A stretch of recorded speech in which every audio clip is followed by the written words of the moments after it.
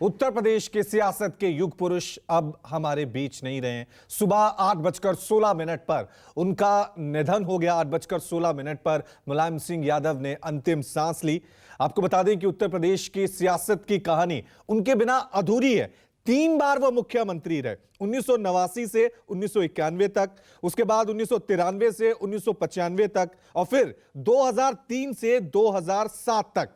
इन तीनों बार उत्तर प्रदेश की सियासत में कई कहानियां, कई किस्से देखने को मिले हैं। एक बार फिर सीधा रुख करता हूं मेरे सहयोगी राजीव रंजन, क्योंकि जैसा उन्होंने कहा कि 25 साल का उनका पत्रकारिता का दौर रहा और कई किस्से कहानियां उनके पास हैं। राजीव, कोई किस्सा, कोई कहानी? क्योंकि मैं देख रहा हूं उनका करियर, जब मैं विकिपीडिया पे पढ़ रहा हूं तो अलग अलग दलों से चुनाव लड़े और हर बार जीत हासिल की और अलग अलग दलों से गठबंधन भी किया। यानी सियासत में मुलायम सिंह यादव जैसा कोई नहीं।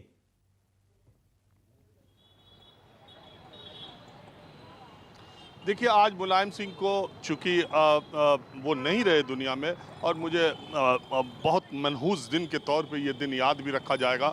मुलायम सिंह यादव के बारे में मैं हमेशा कह रहा हूँ, नेताओं से पत्रकारों का रिश्ता रहता ही है। सब एक दूसरे के बारे में बहुत नज़दीकी तौर पर जानते हैं। मैं भी बहुत सारे नेताओं को जानता हूँ, लेकिन मुलायम सिंह यादव सबसे अलग और सबसे मिलनसार, सबसे ज़्यादा रिश्तों को तवज्जो देने वाला व्यक्ति अगर कोई है तो मुलायम सिंह यादव है। मैं किस्से के तौर पर आपको ये बताता हूँ। देखिए, ऐसे युग पुरुष के जाने के दिन 82 साल की अवस्था तक वो रहे और जिस तरीके से वो बीमार चल रहे थे।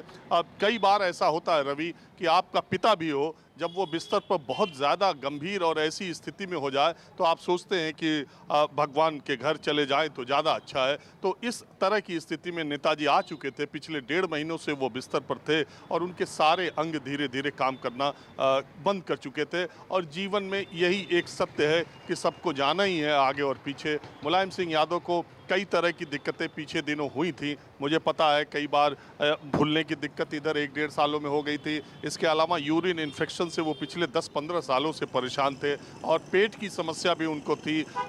स्मॉल इंटेस्टाइन में उनको इन्फेक्शन अक्सर हो जाया करता था। लखनऊ रहते वो पीजीआई के अस्पताल में कई बार गए, मुझे मालूम है।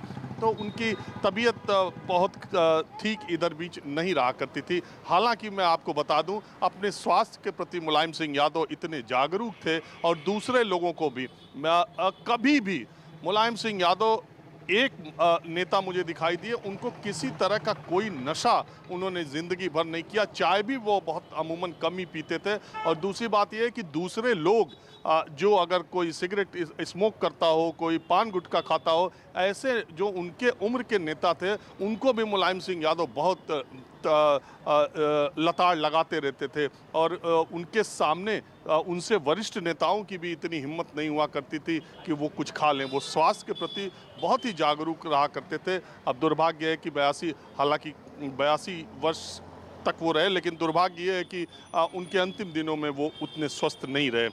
दूसरी बात ये है कि मुलायम सिंह यादव की कई बार, देखिए, आदमी जब हम श्रद्धांजलि अर्पित करते हैं, जब उसका अंतिम वक्त होता है, जब वो दुनिया छोड़ के जाता है, तो एक भारतीय परंपरा और परिपाटी मानवता है कि आदमी उसकी तारीफ़ों और उससे जुड़ी अच्छी बातों को सामने रखता है। लेकिन मुलायम सिंह यादव ऐसे व्यक्ति नहीं है कि ऐसे वक्त पर केवल उनकी तारीफ़ की जाए। मुलायम सिंह यादव एक ऐसी पूरी गाथा है जिन्होंने कुछ मामलों में राजनीति में नए कीर्तिमान स्थापित किए हैं। देखिए, मुझे याद है मुलायम सिंह यादव एक बार कह रहे थे कि जब तुम लोगों को याद नहीं होगा, जब मैं साइकिल चलाया करता था और जब मैं मेरे इलाके में डाकुओं का कितना प्रभाव था और हर आदमी हमारे यहाँ एक तरह से अपराधी मानसिकता था।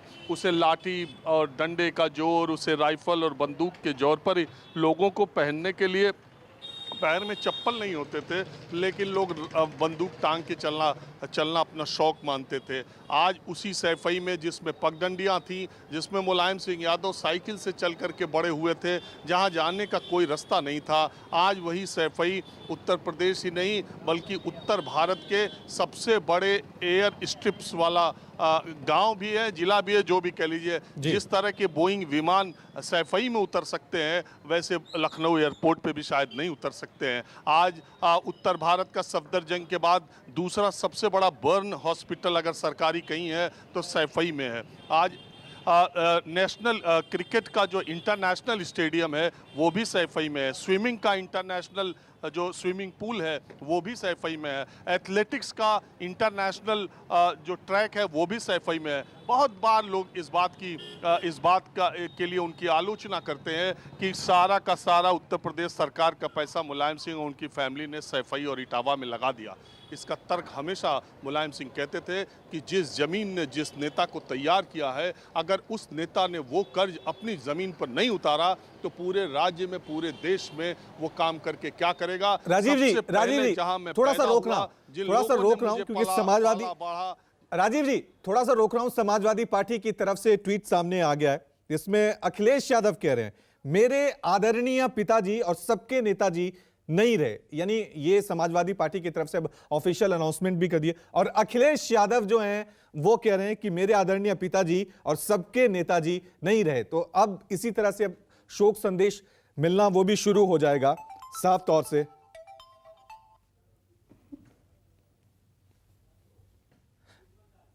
तो आप देख सकते हैं कि किस तरह से आज उत्तर प्रदेश की सियासत के युग पुरुष मुलायम सिंह यादव हमारे बीच नहीं रहे हैं। हर कोई दुख प्रकट कर रहा है, शोक की लहर आज भारतीय राजनीति में साफ तौर से नजर आ रही है। बीजेपी की तरफ से हमारे साथ अनिला सिंह जो हैं वो जुड़ गई हैं। एक बार फिर मैं राजीव जी का रुख करता हूं। राजीव जी, हालांकि ये वक्त नहीं है इस तरह की बातों के जिक्र करने का, लेकिन हम देख रहे थे कि कुछ सालों से मुलायम सिंह यादव राजनीति से बहुत दूरी बना रहे थे। क्या उसकी वजह ये माने जो अखिलेश यादव और शिवपाल यादव इनके बीच जो मनमुटाव हो रहा था उसने बहुत धक्का दिया, बहुत झटका दिया मुलायम सिंह यादव को?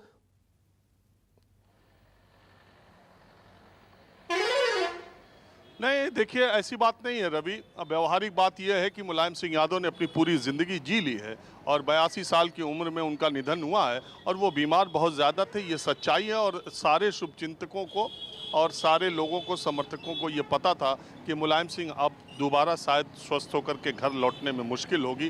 देखिए विज्ञान की भी अपनी सीमा है, जब भगवान ने सब कुछ तय कर रखा है तो अब मुलायम सिंह यादव, बहुत लोग उनको जानने वाले लोग या बहुत सारे लोग कह सकते हैं कि समय से थोड़ा पहले, लेकिन एक समय देखिए तो 82 साल की उम्र में उनका निधन हुआ और वो बीमार बहुत थे। ऐसे समय में जब आप किसी व्यक्ति की बात करते हैं, और मुलायम सिंह यादव ने तो हमेशा इस तरह की आज़ादी दी थी कि उनके खिलाफ कोई कुछ भी बोले, उसके बावजूद उन पर असर नहीं पड़ता था। वो हमेशा कंधे पर हाथ रख के, यहाँ तक कि देखिए आज के दौर की राजनीति क्या है, आज के दौर के नेता क्या है, अगर पत्रकार उनके खिलाफ बोल दे तो उनको सामने से देखने में उनकी आंखों से पता चल जाता है कि वो रिएक्शन में बोल नहीं दे रहे हैं या उन्हें खराब लगा है या उनको खराब तरीके से ट्रीट करते। मुलायम सिंह यादव ऐसा सैकड़ों बार हुआ होगा जब जिस पत्रकार ने उनके खिलाफ स्टोरी की, जिस पत्रकार ने उनके खिलाफ लिखा अखबारों में, दूसरे दिन तीसरे दिन उस पत्रकार को या तो बुला के चाय पिलाया या सामने पड़ा तो उसके कंधे पर हाथ रख के उन्होंने इतना जरूर कहा कि हमारे ही बारे में लिख रहे हो, यही दोस्त हो, यही दोस्ती निभा रहे हो। इससे ज़्यादा मुलायम सिंह यादव ने कभी किसी के बारे में नहीं कहा। मैं आपको एक किस्सा छोटा इसी से सुना देता हूँ। इटावा में एक पत्रकार हैं, अब इस वक्त हैं कि नहीं मुझे पता नहीं, वो बहुत बीमार थे। एक छोटा सा उनका लोकल अखबार निकलता था, वो रोज़ मुलायम सिंह के बारे में गालियाँ लिखते थे, रोज़ उनके बारे में गलत तो मैं नहीं कहूँगा, उनके खिलाफ की खबरें को खूब प्रमुखता से अपने छोटे से अखबार में निकालते थे। मुलायम सिंह यादव को उस अखबार को पढ़ने की बहुत आदत थी। एक बार वो इटावा गए, 2-3 दिन अखबार नहीं आया, तो उन्होंने अपने किसी सहयोगी से पूछा कि उसका अखबार नहीं आ रहा, क्या हुआ? उन्होंने बताया कि उसको बहुत गंभीर बीमारी है, इलाज के पैसे भी नहीं है, पत्रकार वो गरीब है। उन्होंने पहले बीमारी का पता लगाया। ये जो मैं बात कह रहा हूँ वो आप इटावा में किसी से भी पूछ सकते हैं। पहले उन्होंने उस बीमारी का पता लगाया और फिर जब उन्हें पता चला कि इसका इलाज सबसे अच्छा अहमदाबाद में है, तो उस गरीब पत्रकार को, जिसने पूरे टाइम उनकी सरकार के खिलाफ, उनकी पार्टी के खिलाफ रोजाना मुहिम छेड़ रखी थी, उस पत्रकार को मुलायम सिंह यादव ने अहमदाबाद भेज करके अपने खर्चे पर उसका इलाज कराया और वो पत्रकार उस समय ठीक होकर के वापस आ गया। अभी का मुझे पता नहीं है। देखिए, मैं आपसे सिर्फ ये एक बात ये कह रहा हूँ कि मुलायम सिंह यादव अपने विरोधी को, आपको याद होगा कि अमर सिंह ने 2011 से लेकर 2016 तक मुलायम सिंह यादव के बारे में क्या क्या नहीं कहा। आज अमर सिंह भी इस दुनिया में नहीं है, आज मुलायम सिंह यादव भी इस दुनिया में नहीं है, लेकिन जो बातें कही जाती हैं वो सब इतिहास के पन्नों में दर्ज है। अमर सिंह ने क्या क्या नहीं कहा था। और आप याद कीजिए 2016 में अमर सिंह को अखिलेश यादव के हाथों राष्ट्रीय अध्यक्ष होने के बावजूद अखिलेश यादव से कहकर अमर सिंह को मुलायम सिंह यादव ने राज्यसभा भिजवा दिया। और जब अमर सिंह ने अपनी आंखें मूंदी तो वो राज्यसभा में थे, राज्यसभा के सदस्य पहुंचे थे। बहुत सारे लोगों ने मुलायम सिंह से ये भी पूछा कि ऐसे समय में जब अमर सिंह आपको ऐसी ऐसी बातें कहते थे, इतनी इतनी गालियां आपको दिया, आपने उनको अंतिम समय में राज्यसभा भेजने का फैसला क्यों किया? तो वो कहते थे हमारा पुराना साथी है, वो नाराज़ था कुछ दिनों के लिए और पार्टी की वजह से नाराज़ था, कुछ अखिलेश की वजह से, कुछ शिवपाल की वजह से, कुछ रामगोपाल की वजह से। उन्होंने अपने से अंदर से ये कभी नहीं कहा कि अमर सिंह उनकी वजह से नाराज़ थे। उन्होंने दूसरे का नाम ले लिया और बोला कि अमर सिंह की किडनी ख़राब है, उन्होंने ट्रांसप्लांट कराई है, उनकी तबीयत ठीक नहीं रहती है, अगर राज्यसभा पहुँच जाएंगे तो उनको अच्छा मतलब आवास मिल जाएगा और रहने के लिए ठीक हो जाएगा। तो इस तरह की बेनी प्रसाद वर्मा जो 2009 में उनके खिलाफ जाकर के कांग्रेस पार्टी शामिल करके केंद्रीय मंत्री बने, मुलायम सिंह को क्या क्या नहीं कहा, क्या क्या नहीं कहा। और उसी बेनी प्रसाद वर्मा को भी मुलायम सिंह यादव ने 2016 में राज्यसभा भेजने का काम किया और यही तर्क उनके लिए भी दिया। उसका भी एक बहुत बेहद रोचक किस्सा है बेनी प्रसाद वर्मा से दोबारा मुलायम सिंह यादव के तार जुड़ने के, उसके आगे मैं बताऊंगा। आज इस वक्त मैं सिर्फ इतनी बात बता रहा हूं जी, दिल का इतना बड़ा नेता हिंदुस्तान में कोई पैदा नहीं हुआ। अपने विरोधियों को भी जो गले लगाता था, अपने खिलाफ बोलने वालों को भी जो गले लगाता था, बिल्कुल हर कोई उनको आज याद कर रहा है। वैर के हिसाब से किसी भी व्यक्ति से पूरी जिंदगी शत्रुता नहीं निभाई, किसी को जिसने अपना राजीव जी रोक रहा हूं। नमस्कार, मैं हूं मानक गुप्ता। अगर आपको हमारा ये वीडियो पसंद आया हो तो इसे लाइक और शेयर जरूर करें और हां, हमें सब्सक्राइब और फॉलो करना ना भूलें ताकि आप देश और दुनिया की कोई खबर मिस ना करें। तो जुड़े रहिए हमारे साथ और देखते रहिए न्यूज़ 24।